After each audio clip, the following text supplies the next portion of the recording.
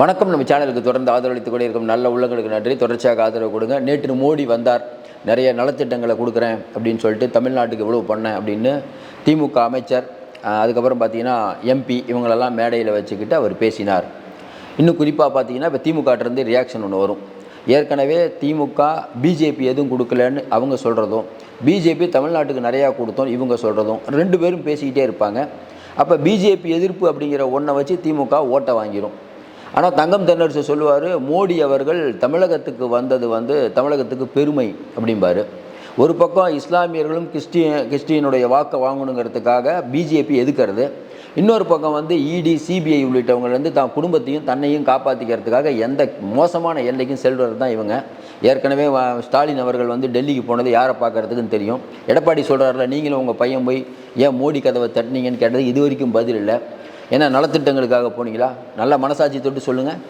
தமிழக மக்கள் உங்களை பார்த்துட்டு தான் இருக்காங்க. அதிமுக மோசம்னா நீங்கள் யார்? அதிமுக அடிமைன்னா நீங்கள் யார்? கொஞ்சம் யோசனை பாருங்கள். அவங்களாவது ஸ்ட்ரெயிட்டான அடிமையாக இருக்கீங்க, நீங்கள் மறைமுக அடிமையாக இருக்கீங்களே.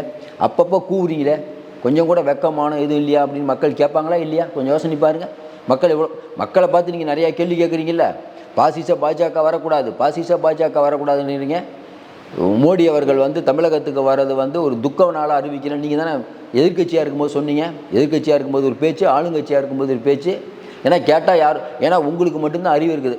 நிலைய வித்வான்கள் அப்படியே ராஜராஜ சோழரையும் இங்கே இருக்கக்கூடிய தந்தை பெரியாரையும் கலைஞரையும் கரைச்சி குடிச்சிட்டு பேசுவாங்க. திராவிட இயக்கமே இவங்க தான் நினச்சிட்டு பேசுவாங்க. ஆனால் பண்ணுறதெல்லாம் பார்த்தீங்கன்னா 154 அடி சிலைக்கு, முருகன் சிலைக்கு கலைஞருடைய கொள்கையா, தந்தை பெரியாருடைய கொள்கையா? கொஞ்சம் யோசனை பாருங்கள்.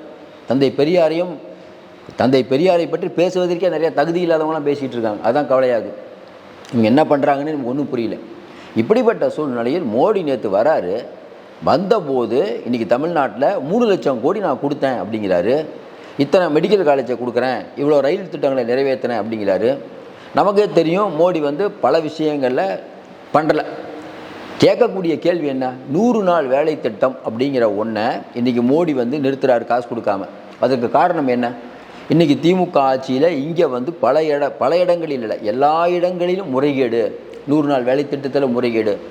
சார், 100 நாள் வேலை திட்டத்தில் முறைகேடுனா சென்ட்ரல் கவர்மெண்ட் எப்படி சார் பணம் தரும்? பாசிச பாஜக நிறையா விஷயங்களை மக்களை கொள்ளுது, அதில் மாற்று கருத்தே நமக்கு இல்லை. மதவெறியை தூண்டுது, அதுலேயும் மாற்று கருத்து இல்லை. இதற்கெல்லாம் காரணமானவர்கள் யார் கேட்டால் எடப்பாடி பழனிசாமி முதலமைச்சரான நாடு கெட்டு போயிருங்கிறீங்களே. நீங்கள் முதலமைச்சரான திருப்பரங்குன்றம் விஷயத்தில் நீங்கள் தானே முதலமைச்சராக இருந்தீங்க. கொஞ்சம் யோசனை பாருங்கள். திருப்பரங்குன்றம் விஷயத்தில் நீங்கள் என்ன நடவடிக்கை எடுத்தீங்க? பிஜேபியை வளர்த்து விட்டீங்க. எடப்பாடி பழனிசாமி வேல் யாத்திரையில் பண்ணாரே, அதை மாதிரி நீங்கள் பண்ணீங்களா? கொஞ்சம் யோசனை பாருங்கள். இன்றைக்கி பிஜேபி வளர்வது யாரால்? பாசிச திமுக ஆட்சியில் இருக்கவங்கலாம் கொள்ளடிச்சிட்டு இருக்காங்க பாருங்கள். இவ்வளோ சொத்து வச்சுருக்காங்க. அண்ணாமலை ஃபைல்ஸ் வெளியிடுறாரு, திமுகவை பார்த்து தானே வெளியிட்டார். கொஞ்சம் யோசனை பாருங்கள். இப்போ அதிமுக ஊழல் கட்சி, திமுக ஊழல் கட்சி, கரெக்டு. திமுக அப்படிங்கிறது ஒரு குடும்ப கட்சி அப்படிங்கிறது மக்கள்கிட்ட எடுபடுமா இல்லையா? அதிமுக குடும்ப கட்சியா? ஜெயலலிதாவுக்கு அப்புறம் யார் வந்தா? இங்கே என்ன நடக்குது? இப்போவே தயாராகிட்டீங்க. அதுக்கு அடுத்ததும் தயாராகிட்டீங்க. அப்போ மக்களுக்கு ஒரு ஆப்ஷனே நீங்கள் கொடுக்க மாட்டீங்க. நீங்கள் சொல்கிறத நாங்கள் கேட்கணும். தமிழ்நாடே உங்கள் நாடுன்னு முடிவு பண்ணிட்டீங்க. இது என்னென்னாங்க மக்கள் பார்த்து கொண்டிருக்கிறார்கள். எடப்பாடி பழனிசாமி அவர்கள் ஆட்சியில் என்னென்ன பேச்சு பேசுனீங்க நீங்கள்? இஸ்லாமியர்களும் கிறிஸ்துவர்களும் உங்களுக்கு ஓட்டு போடுறது காரணம் உங்களுடைய பிஜேபி எதிர்ப்பு. மோடி வருவது பெருமைன்னு சொன்னால் இஸ்லாமிய மக்களுக்கும் கிறிஸ்துவ மக்களுக்கும் மனசு கஷ்டப்படும். ஏன்னா மோடி அவர்கள் அந்த அளவுக்கு பிரச்சனை பண்ணிகிட்டு இருக்காரு. குடியுரிமை சட்டம் என்னென்னமோ பண்ணி நீங்கள் அதை பேசாமையே விட்டுருக்கலாமே. ஏன் பேசுகிறீங்க? அப்போ என்னென்னா எங்கே போயிடுவாங்க கிறிஸ்டியனும் முஸ்லீமும்? நம்மகிட்ட தானே ஓட்டு போடுவாங்க அப்படிங்கிற ஒரு ஆணவம் தானே. கொஞ்சம் யோசனை பாருங்கள். இந்த ஆணவ பேச்சு தானே இது. மக்கள் இஸ்லாமிய கைதிகளை விடுதலை பண்ணுறேன்னு நீங்கள் என்ன பண்ணீங்க? ஆனால் என்னென்னா வெளியில் யார் பேசினாலும் உடனே கருத்துக்கு அந்த சாமி மாதிரி கருத்து சொல்ல வருவீங்க. பாருங்கள், நாங்கள் அப்படி பண்ணிகிட்ருக்கோம். மருத்துவமனையில் இருந்தும் ஸ்டாலின் உழைத்து கொண்டிருக்கிறார். அதான் அண்ணாமலை சொல்கிறார். ஏற்கனவே பிரதமர் ராமநாதபுரம் வரும்போது ஊட்டியில் இருந்தார், பார்க்கல. இப்போ ஹாஸ்பிட்டலில் இருக்கார், பார்க்கல. அப்போ என்ன சொல்ல வர்றார் அவர் அண்ணாமலை பேசுகிறது? இதற்கு முன்பு மோடி அவர்கள் வரும்போது புரோட்டோகால் பிரகாரம் நீங்கள் போயிடுவீங்க. நம்ம என்ன கேட்குறோம்? வெஸ்ட் பெங்காலில் மம்தா பானர்ஜியும் ஒரு எதிர்க்கட்சி தலைவர், மோடியை கடுமையாக எதிர்க்கக்கூடியவர். அவர்கள் என்ன பேசுகிறாங்க பேச்சு? மோடி வந்தால் இதே மாதிரி தான் போகிறாங்களா? ஆளை அனுப்புவாங்க, அவ்வளோதான். மோடிக்கிட்ட எப்படி என்ன டீல் பண்ணிகிட்டு இருக்காங்கன்னு இந்த வங்கதேசத்தில் ஏதாவது நீங்கள் பண்ணிங்கன்னா வெளுத்து விட்டுருவாங்கிற ரேஞ்சுக்கு போகிறாங்க சார். என்ன தேர்தல் ஆணையத்தை வச்சு வந்து இங்கே வந்து வேலை காட்டிட்டுருக்கீங்களா? தேர்தல் ஆணையத்துக்கு ஆள் கொடுத்தா தானே, ஆளே கொடுக்காம பண்ணுவேன். அமித்ஷா மோடி வந்து ஏதாவது பேசுனாங்கன்னா அதுக்கப்புறம் என்னுடைய இன்னொரு ரூபத்தை பார்ப்பீங்க. இதே மாதிரி வந்து மம்தா பானர்ஜி கட்சிக்காரங்க போய் மம்தா பானர்ஜி டெல்லியில் போய் மோடிக்கிட்ட தனியாக அப்பாயின்மெண்ட் வாங்கி பார்க்குறாங்களா? அப்போ மம்தா பானர்ஜியை விட நீங்கள் வந்து அப்போ என்னென்னா இவங்க என்னென்னா பக்கத்து ஸ்டேட்டில் இருக்கவங்களுக்கெல்லாம் கடிதம் எழுது வாராம். எதுக்கு? மறுசீரமைப்பு. ஒரு பக்கம் மறுசீரமைப்புன்னு கடிதம் எழுத வேண்டியது, இன்னொரு பக்கம் பிரைம் மினிஸ்டர் போய் நேராக பார்க்க வேண்டியது. இது ரேவந்த் ரெட்டிக்கு தெரியாதா? சித்தராமையாவுக்கு தெரியாதா? நீங்கள் டபுள் கேம் விளையாடுறீங்கன்னு கொஞ்சம் யோசனை பாரு. மம்தா பானர்ஜி வந்து மோடியை வலுவாதுக்கிறாரு, நீங்கள் எதுக்குறீங்களா? கேட்டால் நம்ம சொல்கிறோம்ல, சென்ட்ரலில் வந்து நம்ம பேசும்போது வந்து மம்தா பானர்ஜி ஆதரிக்கிறோம், தமிழ்நாட்டில் திமுக திட்டம் நிறைய பேர் கேட்குறாங்க. ஆமாங்க, மம்தா பானர்ஜி பிஜேபி எதுக்கு நேர்மையாக எதுக்குறாங்க, நீங்கள் மறைமுகமாக எதுக்குறீங்க? மறைமுகமாக கூட இல்லை, அதாவது என்னென்னா நேராக காலில் விழுந்த மாதிரி தான். முதலமைச்சர் இப்போ நிதி ஆயோக் கூட்டுக்கு போனது யாருமே ஏற்றுக்கொள்ள முடியாத விஷயம். நமக்கு என்ன புரியலன்னா, எனக்கு நீங்கள் ஒரு கதை சொல்கிறீங்க, அது நம்புகிற மாதிரியே இல்லை. எப்படி நம்புகிற மாதிரி இருக்கும் சார்? தொடர்ந்து ஒரு வீட்டுக்கு நீங்கள் போக மாட்டீங்கிறீங்க, உங்களுக்கு ஒரு பிரச்சனை வருது, அது அவரால் சால்வ் பண்ண முடியும்னா நேராக ஒரு வீட்டுக்கு போயிட்டு நான் அதுக்காகலாம் போகல, அது வேறு நிதி கேட்க போனேன் அப்படின்னா மக்களை என்ன நினச்சிட்டு பேசிகிட்டு இருக்கீங்க நீங்கள்? உடனே 15-20 பேர் திரண்டு வந்துடுங்க. யூடியூப், ஃபேஸ்புக் எல்லாத்துலேயும் உங்கள் ஆதிக்கம்தான். ஒரு பக்கம் சீமானவர்களை கூப்பிட்டு பேசி விஜயை திட்ட வைக்க வேண்டியது, இன்னொரு பக்கம் அன்புமணிக்கு சபரீசன் பணம் கொடுத்து நீங்கள் வந்து மக்கள் நல கூட்டணி மாதிரி ஒன்று ஆரம்பித்து எதிர்ப்போட்ட பிரின்னு அது ஒரு பக்கம் பண்ண வேண்டியது. கட்டுக்கடங்காத பணம் உங்கள்கிட்ட இருக்குது, உண்மையாக இல்லையா? இன்றைக்கி பெண் நிறுவனத்தோட வேலை என்ன? மக்கள் நல கூட்டணியை உருவாக்குவது. எல்லாரும் அன்புமணி அவர்கள் வந்து அதிமுக பிஜேபி கூட்டணிக்கு போகிறாங்க, ஐயா வந்து திமுகவுக்கு போகும்போது நம்ம அப்போவே சொன்னோம், ஐயா அந்த தப்பை பண்ணவே மாட்டார், திமுகவுக்கு போகிற தப்பை பண்ணவே மாட்டார், அவர் பிஜேபி கூட்டணி தான். இந்த பக்கம் என்ன பண்ணுறாங்க சபரீசன் அவர்கள், இந்த பக்கம் வந்து அன்புமணி அவர்களுக்கு அப்படி தான் வெளியில் செய்திகள் வருது. பெண் நிறுவனம் தான் இன்றைக்கி வந்து அன்புமணியை வந்து நடைபயணத்துக்கு பெருமளவுக்கு ஃபண்டு பண்ணிகிட்டு இருக்காங்க. ஃபண்டு எங்கேருந்து வருது? யார் உங்களுக்கு கொடுக்குறா ஃபண்டு? அப்போ இதெல்லாம் வந்து பிஜேபிக்கு தெரியாதுன்னு நினைக்கிறீங்க?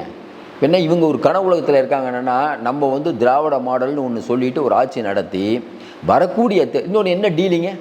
மோடிக்கிட்ட அவர்கள்ட்ட நீங்கள் போகிறீங்களே, என்ன டீலிங்க? இப்போவும் சொல்கிறேன், எழுதி வச்சுக்கோங்க. 2029 நான் முதலே சொன்னோம், 2029 26 திமுக ஜெயித்தால் அடுத்த ஒரு 3 மாதங்களில் இவர்கள் ஒரு 3 பேர் மத்திய அமைச்சர் வாங்கிட்டு அது நல்ல போர்ட்ஃபோலியோ வாங்கிட்டு போயிடுவாங்க, பிஜேபியோட கை கோத்துருவாங்க. சிறுபான்மை மக்கள் தான் நிற்கணும் பார்த்துக்கிட்டு, ஐயோ ஏமாந்துட்டோமே. அதாவது இன்றைக்கி பெரும்பான்மையான மக்கள் ஓட்டும் உங்களுக்கு வேணுமா? இப்போ எல்லா மக்கள் எல்லோரும் சேர்ந்து ஓட்டு போட்டு தாங்க திமுக ஜெயிக்கும். ஆனால் இன்றைக்கி திமுக பண்ணுற வேலை என்ன? முருகர் கோயில் கட்டுறேன், முருகன் மாநாடு நடத்துகிறேன். ஏன் பிஜேபி வந்துருமா உள்ள? ஏன்னா பிஜேபி அதே தான். சரி, பிஜேபியோடைய கொள்கையை அதான், கடவுளுக்காக கட்சி நடத்துகிறவங்க. நீங்கள் அவங்க இதை ஃபாலோ பண்ணுறீங்க. நீங்கள் தான் புது கொள்கையை வச்சுருக்கீங்களாச்சே, நீங்கள் தான் திராவிட மாடல் ஆட்சி நடத்தக்கூடியவர்களாச்சே. இன்னொரு பக்கம் பார்த்தீங்கன்னா நம்ம மாசு அவர்கள் சொல்கிறார், அதாவது எப்படிப்பட்ட சுகாதாரத்துறை அமைச்சர் இங்கே இருக்காருங்கிறதுக்கெல்லாம் அது உதாரணம். ரொம்ப மனசாட்சி நேர்மையாகவும் நடுநிலையாகவும் உள்ள மக்கள். நீங்கள் அதாவது அரசியல் தெரிஞ்சவங்களை விட்டுருங்க, தெரியாதவங்களை போய் கேளுங்க.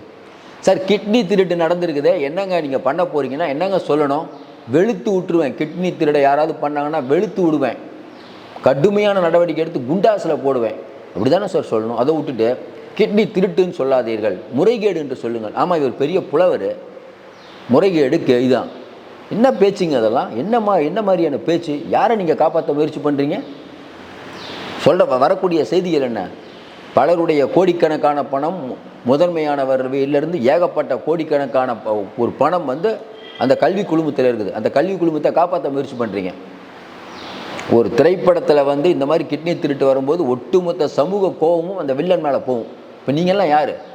ஆனால் என்னென்னா இந்த கிட்னி திருட்டு விஷயம் வெளியில் வரவே கூடாது. அந்த அளவுக்கு நீங்கள் நெட்வொர்க் பண்ணி எடப்பாடி வந்து மோடியை பார்க்கல, எடப்பாடி வந்து மோடியை வந்து தனியாக சந்திக்கலை. ஆமாம், தனியாக சந்திக்கலை. ஏன்? தனியாக சந்திச்சிருந்தால் அவர் காலில் விழுந்துட்டாருமீங்க. தனியாக சந்திக்கலைன்னா புறக்கணிப்பு. என்னங்க அதுக்கு நியாயம்? அதுதான் கூட்டணி முடிவாயிடுச்சு, சூப்பராக போயிட்டுருக்குன்னு அவர் சொல்லிகிட்டு இருக்கார். அவங்க கட்சியை பற்றி ஏன் நீங்கள் பேசிக்கிட்டே இருக்கீங்க? அப்போ இவங்களுடைய நோக்கம் புரியுதுங்களா? நம்ம ஏற்கனவே சொன்னோம், இவர்கள் பதட்டத்தில் இருக்காங்க, ஏதாவது ஒன்று பண்ணணும். மறுபடியும் சொல்கிறேன், விஜயை பார்த்து அஞ்சுக்கிறார்கள். அதுதான் சீமானை கூப்பிட்டது. சீமானை கூப்பிட்டு இவர்கள் கொஞ்சம் குழாவுன்னு எதிர்க்காக. என்னங்க நீங்கள் வெளியில் ஆவேசமாக பேசுகிறீங்க? அதாவது திமுக தான் இன்றைக்கி வந்து தமிழ்நாட்டை வந்து நாசப்படுத்திய கட்சி. என்னென்ன பேசுனீங்க? 4 பேரும் சீமான் கூட 3 பேர் போயிட்டாங்க. கேட்டால் இல்லைங்க நாங்கள் வந்து இதுக்கு இது நம்ம வந்து அவங்க இறந்துட்டாங்க அதை விசாரிக்க போனோம். இறக்கிறத விசாரிக்க யார் வீட்டுக்கு போகணும், யார் வீட்டுக்கு இவங்க போகிறாங்க, கொஞ்சம் யோசனை பாரு. அது 4 நாள் கழிச்சா போவாங்க. அதாவது நமக்கு ஒன்றும் என்ன இதுன்னா, அது கரெக்டாக வந்து உச்சநீதிமன்றத்தில் கேஸ் வர முதல் நாள் போகிறீங்க. சந்தேகம் வருமா வராதா? போயிட்டு வந்து உங்களுடைய பேச்செல்லாம் பார்க்கும்போது எப்படி இருக்குது? இது வந்து என்ன சொல்கிறதுனே புரியல. அதாவது என்னென்னா, பணம் பாதாளம் வரைக்கும் பாயும், அதிகாரம் பல. உங்கள்கிட்ட வந்து மடியில் கனம் இல்லைன்னா வழியில் பயம் இல்லைங்க. இன்றைக்கி உங்களுக்கு மடியில் உச்சநீதிமன்றம் வரைக்கும் பிரச்சனை இருக்குது. அதனால தான் போனீங்கன்னு சொல்கிறாங்கல்ல. சீமான் கூட இருக்கவங்களே யோசிக்கிறாங்க, ஏன் இது போயிருக்க தேவையில்லையே. சீமானுடைய கருத்துக்களின்பா ஈர்க்கப்பட்டு எவ்வளோ பேர் இருக்கும்போது ஒரு புதுசாக படைக்க போகிறீங்க. திமுக வேணாம் அதிமுக வேணான்னு இப்படி இருந்த கொள்கை இன்றைக்கி இதை போய் பார்க்கணுங்கிற என்ன அவசியம் வந்தது உங்களுக்கு? கரெக்டாக அதாவது என்னென்னா, இதில் இப்போ நமக்கு ஒன்றும் புரியாத விஷயம் என்னென்னா, இப்போ ஒரு குடும்பத்தில் வந்து ஒருவர் இறந்துட்டார் அப்படின்னா அந்த குடும்பத்தில் இருக்க பெரியவங்களை போய் பார்ப்பாங்க, மனைவியை பார்ப்பாங்க. அப்படின்னா அந்த குடும்பத்தில் மூத்த மகனை போய் பார்ப்பாங்க. அழகிரி அவர்களை பார்த்துருக்கலாம், அவங்க மனைவியை பார்த்துருக்கலாம். அதை விட்டுட்டு சிஎம் ஏன் பார்க்குறீங்க? கொஞ்சம் யோசனை பாருங்கள். அது வந்து நமக்கு ஒன்றும் புரியல. இதே மாதிரி வந்து நம்ம சமீபத்தில் வந்து செல்வி அவருடைய கணவர் அவர் போனார்ல, அப்போ இதே மாதிரி போய் தனியாக நீங்கள் சந்திச்சிங்களா? கொஞ்சம் யோசனை பாருங்கள், ஏன் சந்திக்கலை? இதெல்லாம் பேசணுன்னா நிறைய பேசலாம். ஏன்னா நம்ம வந்து அடுத்த ஒரு வளரக்கூடிய சக்தியை வந்து நம்ம தேவையில்லாம் விமர்சிக்கக்கூடாதுன்னு அமைதியாக இருந்தோம். இது எங்கே திமுகவுக்கு முட்டு கொடுக்குற வேலையில் பண்ணிகிட்டு இருக்காங்க. இது எங்கே போய் முடிய போகுது தெரியலையே. வரக்கூடிய 2026 திமுக ஜெயிச்சதுன்னா தமிழ்நாட்டை ரஜினி சொன்ன மாதிரி தான், தமிழ்நாட்டு ரொம்ப கஷ்டம். அதிகாரிகள் ஆட்சி நடக்குது, லாக்அப் டெத் நடக்குது, எவ்வளவு பிரச்சனைகள் நடந்து கொண்டு இருக்கிறது. யோசனை பாருங்கள். இன்றைக்கி தமிழ்நாட்டில் உயர்நீதிமன்றம் உச்சநீதிமன்றம் இந்த அரசை எவ்வளோ வெளுத்து வாங்குறாங்க. அப்படி என்ன நீங்கள் நல்லது பண்ணிட்டீங்க தமிழ்நாட்டுக்கு?